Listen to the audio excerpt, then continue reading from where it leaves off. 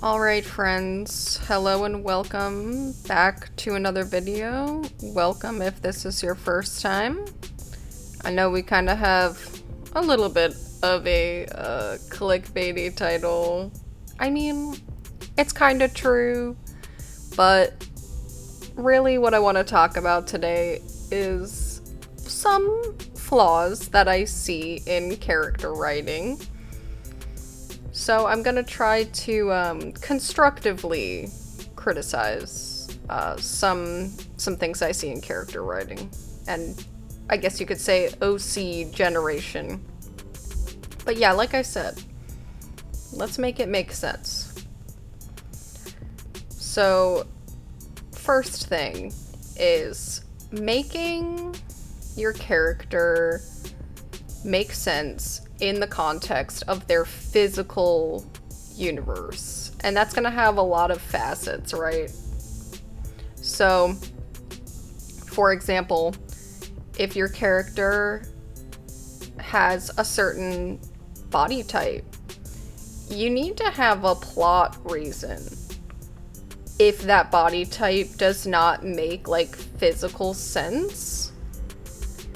So for example, like if your character is super strong, but they look really frail and skinny, well, not saying that you can't do that, but there has to be like an in-universe reason. Like, is there a magical reason?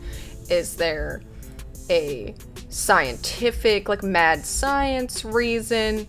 You know, otherwise, if there is no like magic or mad science that is kind of causing this like juxtaposition of body form and physical capability, then make it make sense, right? Like, again, if you have a character who is like getting in fights all the time and it's always winning, you know, maybe they're like strong and muscular, you know, there has to be like, it has to make sense.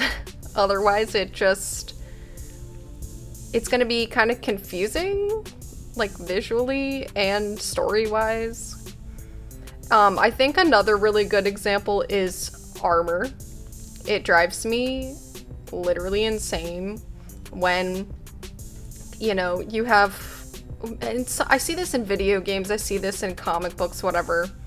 You have, it's almost always a female character with literally like no armor on. Like, I mean, she's wearing like a bikini and everyone else is in like full heavy armor. Okay, we need a reason for that. Again, I'm not saying you can't do it, but we need a reason. Does she have like a magical force field? Is she like a mage that literally just doesn't need armor? You know, does she like distract people with her look and then like pickpocket? Like, what is, like, there has to be a plot reason for her to be dressed, like to be so drastically underdressed compared to all the other characters. And like, yeah, but you know what? If she's going into battle with everyone else and a big ol' sword, sis needs some armor. Like, she could go into battle dressed like that. Is she gonna die instantly? Yeah.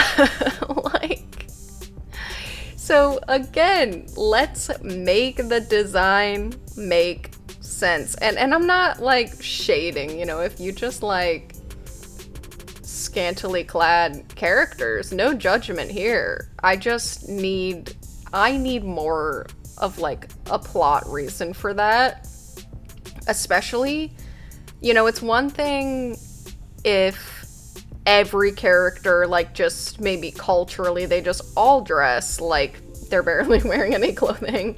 That's less distracting than having like one character, or like only the female characters having like no clothes on.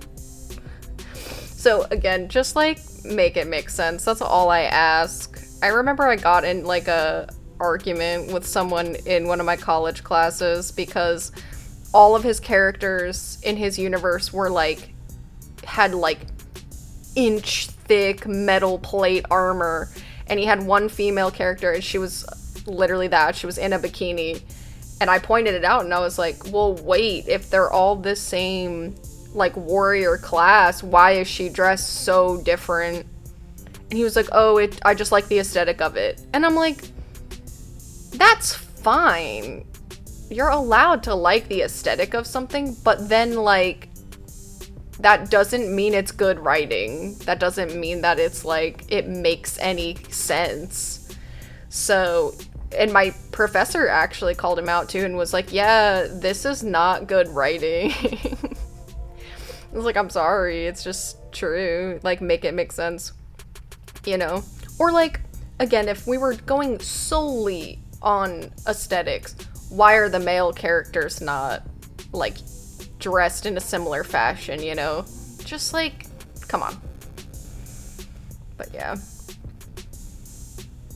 Another thing that I think you have to consider when making your characters is having a color story, you know? Like, do colors in their universe have like a cultural implication? Do they have like,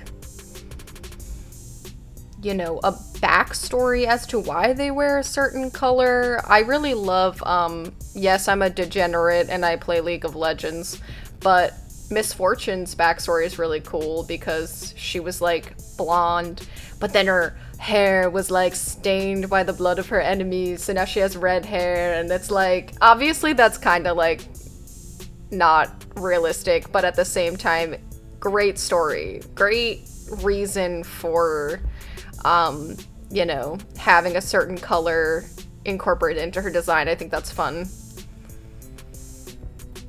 One other thing to consider with your OCs and your characters, character designs, character writing, is like the time period, the level of industry. Like, is this an industrial society? Is this a society with like a lot of mechanical stuff or no mechanical stuff? Are we in the Stone Age? Is this like a cyber, I don't know, like Blade Runner futuristic situation? You know, what materials are available to the characters? And then in that same vein, like, what is available to them? What is their like social class, socioeconomic class? Like, is your character rich? Is your character poor? Like, how can we kind of show that, you know? And then just thinking about like, how does your character fit or not fit into their world? You know, I think it is generally more interesting if your character does not fit a status quo. I think that's, you know, it just gives some like pushback. It gives like a catalyst as to maybe why they, I don't know, why they act the way that they do in their world, you know? And then very rarely are there large regions that have a single culture, right? So are they part of a particular sect, a particular culture, a faction, even a religious group? You know, these are things that you kind of have to consider when building your world and, again, fitting your characters into that world. A personal favorite thing I like to incorporate is imperfections. Even really good-looking people, they have some kind of flaw. It makes them look more real, more interesting, and like, everyone shows signs of wear and tear from a life lived, right? Like, maybe they have a scar on their knee from when they were a kid. I mean, like, again, it doesn't it doesn't matter if you're pretty or good looking or not. Like, we all have signs on our bodies of like wear and tear and like where we have been. So when characters are just like, especially when every character in the story, in the comic, whatever, is like perfectly good looking, every single one, that's so boring to me. I think it's boring and kind of unrealistic. It's like, unless, again, there is a plot reason, like maybe they're all just like beautiful, perfectly engineered clones. I don't know. Like, if there's not a plot reason, that's so boring to me. I have a character in my personal comic, for example. He has quite a few imperfections, and they are all a part of his story. So yeah, like, I just like little things, like, you know, maybe they have a chipped tooth, or they have a scar, or a birthmark, or just something that, again, just shows the journey of their life. I think they just feel a little more well-rounded, a little more real. But yeah. And then placing your character in their world, right? Thinking about what kind of objects would they carry?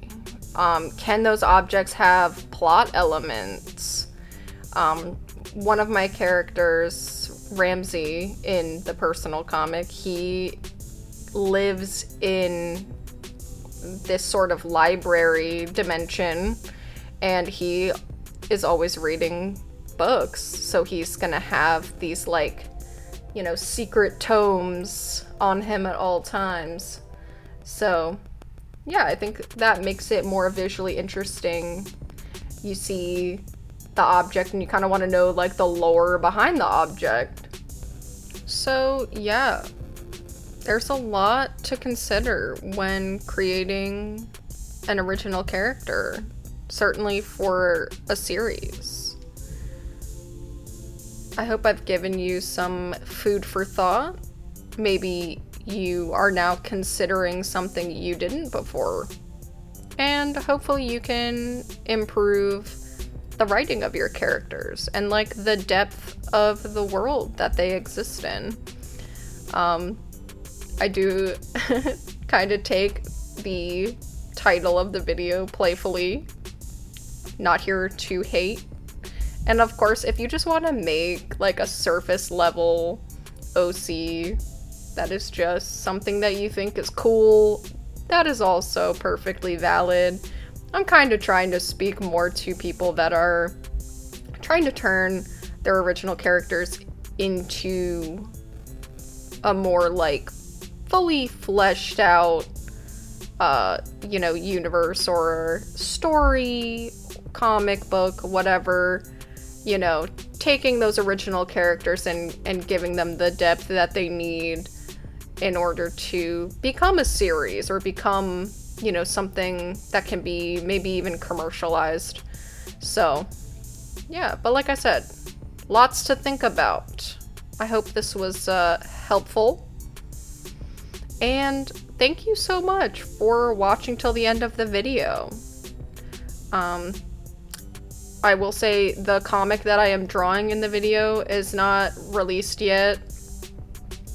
I'll have a date for that, hopefully soon. But yeah, for now, you can just kind of check it out here and follow for updates. But yeah, thank you again for watching. Have a great week, and I will see you in the next one. Bye!